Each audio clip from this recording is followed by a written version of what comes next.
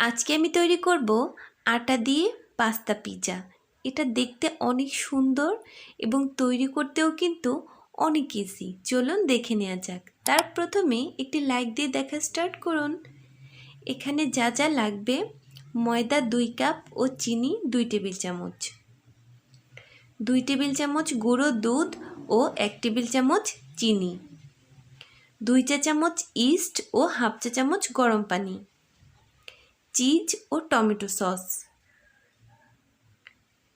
লাগবে, পাস্তা এবং এটা রান্না করার জন্য আদা রসুনের পেস্ট। তো যারা প্রথম আমার চ্যানেলে এসেছেন প্লিজ একটি সাবস্ক্রাইব করে পাশে থাকা বেল আইকনটি প্রেস করে দিবেন এবং রেসিপিটি স্কিপ না করে দেখা স্টার্ট করুন।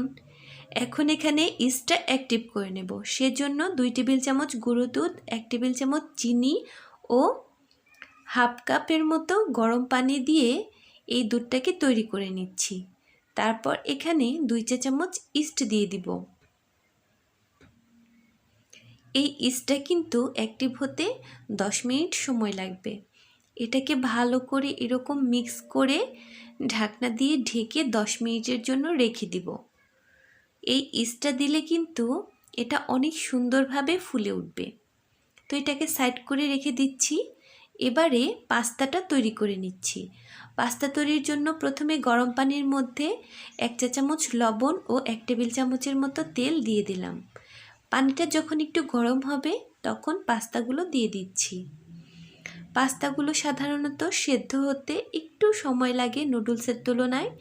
এটাকে আমি 8 থেকে 10 মিনিটের মতো সেদ্ধ করে নিব। তো এটাকে এখন ঢাকনা দিয়ে ঢেকে দিচ্ছি যতক্ষণ না পর্যন্ত সেদ্ধ হয় ততক্ষণের জন্য। তো প্লিজ আপনারা রেসিপিটি স্কিপ না করে সম্পূর্ণ রেসিপিটি আমার সাথেই থাকুন এবং প্লিজ একটি লাইক, শেয়ার এবং কমেন্ট করতে ভুলবেন না। তো এবারে তৈরি করে নিচ্ছি পিৎজার ডোটা। এটার জন্য লাগবে 2 কাপ আটা। আটার মধ্যে আরও দিতে হবে 1 টেবিল চামচের মতো চিনি, দিব সামান্য একটু পরিমাণে লবণ। লবণটা একটুখানি আইডিয়া করে দিবেন। দিয়ে নিব 1 টেবিল চামচের মতো সয়াবিন তেল। এখানে কিন্তু সরিষার তেলটা ইউজ করা যাবে না, এটা খেয়াল রাখতে হবে।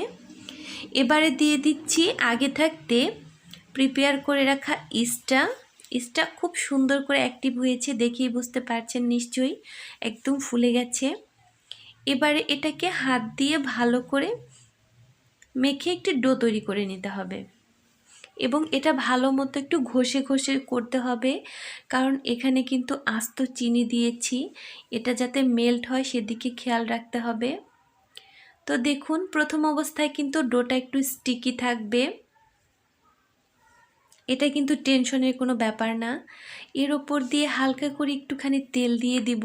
এই তো এরকম করে তেল দিয়ে এটাকে আমি ঢাকনা দিয়ে ঢেকে দিচ্ছি এবং এখন এটাকে একটা গরম স্থানে রাখতে হবে। এবার চিজটা গ্রেট করে নিব এরকম গ্রেটার দিয়ে। তো গ্রেটারের যে পাশটা ছোট সেটা দিয়ে গ্রেট করলেই ভালো, তাড়াতাড়ি মেল্ট হয়। এই তো অন্য ফাঁকে কিন্তু পাস্তাটা অলরেডি সেদ্ধ হয়ে গেছে। এখন এটাকে এরকম ঝরিয়ে ঠান্ডা পানি দিয়ে ধুয়ে নিয়েছি। এবার পাস্তাটা একটু কুক করে নিচ্ছি। এজন্য তেলের মধ্যে দিয়ে দিলাম পেঁয়াজ কুচি, কাঁচামরিচ কুচি, এখন দিয়ে দিব টমেটো কুচি। পাস্তাটা রেগুলার আমরা যেভাবে রান্না করে খাই ঠিক সেমভাবেই রান্না করব। দিয়ে দিচ্ছি 1 চা চামচ আদা বাটা ও 1 চা চামচ রসুন বাটা। ভালো মতো একটুখানি কষিয়ে পাস্তাটা দিয়ে দিলাম পাস্তার মধ্যে যে টেস্ট মেকার থাকে সেটা এবং টমেটো সস। এগুলোকে এখন ভালো করে মিক্স করে রেডি করে নিলাম। এই তো এগুলো হচ্ছে আমার পিৎজার টপিং। তো আমি 2 চুলার মাঝখানে এরকম করে রেখেছিলাম, দেখুন আইডিয়াটা শেয়ার করে দিলাম। এটা কিন্তু অনেক সুন্দর করে কাজ করে, দেখুন একদম ফুলে কিন্তু ডবল হয়ে গেছে। আমি একটুখানি হাত দিয়ে প্রেস করে দেখাচ্ছি, দেখুন কতটা ফ্লাপি হয়েছে। আসলে এটা আটা দিয়ে তৈরি করেছি না ময়দা দিয়ে তৈরি করেছি এটা কিন্তু কেউ বুঝতে পারবে না। ঘরে কিন্তু অনেক সময় ময়দা থাকে না, তখন আটা দিয়ে ভীষণ মজাদার এই রেসিপিটি তৈরি করতে পারবেন। দেখুন তো এবার এটাকে একটুখানি মথে নিলাম আবারও। তারপর এটাকে আমি দুভাগে ভাগ করে নিব। আমি আজকে দুটো পিৎজা তৈরি করব।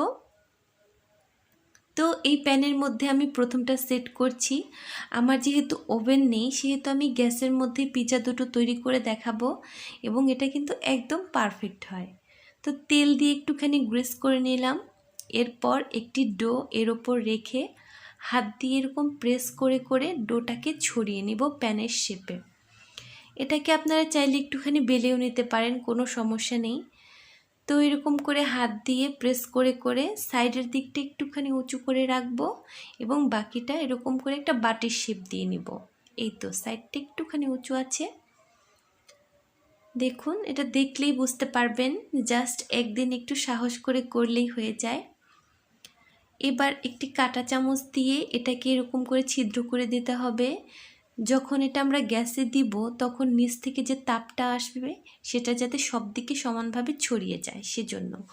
তো এবার টমেটো সস দিয়ে সম্পূর্ণ পিৎজাটি আমি এরকম করে মেখে নিলাম।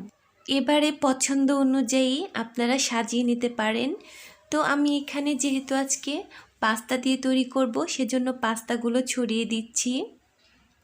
পাস্তা দেওয়ার পর এর ওপর দিয়ে আমি চিজ দিব। এই চিজটা কিন্তু আপনারা আপনাদের পছন্দ মতো দিতে পারেন। কেউ কেউ খুব বেশি চিজ পছন্দ করেন, আবার কেউ কেউ একটু কম। আমার কাছেও কিন্তু বেশি চিজ হলে খুব ভালো লাগে। এরপর দিয়ে দিচ্ছি টমেটোটা এরকম লম্বা করে কেটে দিচ্ছি। আমার কাছে আজকে ক্যাপসিকাম যেটা ফ্রেশ সেটা ছিল না, সবুজ ক্যাপসিকামটা আমি ফ্রোজেন ব্যবহার করেছি। তো এরপর দিয়ে দিব ব্ল্যাক অলিভ। এটা না দিলে কিন্তু পিৎজাটা আসলে পূর্ণতা পায় না। তো এই তো ফাইনাল লুক। এখন এটাকে আমরা ঢাকনা দিয়ে ঢেকে গ্যাসে বসিয়ে দিব। তবে এটা কুক করার একটি ওয়ে হচ্ছে প্রথমে 2 থেকে 3 মিনিট গ্যাসের ফ্লেমটা একদম হাই করে দিব, দেন 2 মিনিট পর একদম মিডিয়াম টু লো করে দিব। এতে করে পিৎজাটা খুব ভালো মতো কুক হবে এবং অনেক তাড়াতাড়ি হবে। এই তো তৈরি হয়ে গেল 10 মিনিট পর ভীষণই চমৎকার এবং মুখরোচক একটি রেসিপি। এই রেসিপিটা খাওয়ার জন্য কিন্তু বাইরে যাওয়ার প্রয়োজন হয় না, জাস্ট একটু কষ্ট করে বাসায় তৈরি করা যায় এবং এটা তৈরি করতে কিন্তু খুব একটা বেশি খরচ হয় না। আটা কিন্তু সবার বাসায় থাকে এবং পাস্তাও। সো অবশ্যই আমার রেসিপি ফলো করে একদিন হলেও ট্রাই করবেন এবং কেমন লেগেছে কমেন্ট বক্সে জানিয়ে দিতে ভুলবেন না। আসসালামু আলাইকুম সবাইকে, ভালো থাকবেন, সুস্থ থাকবেন।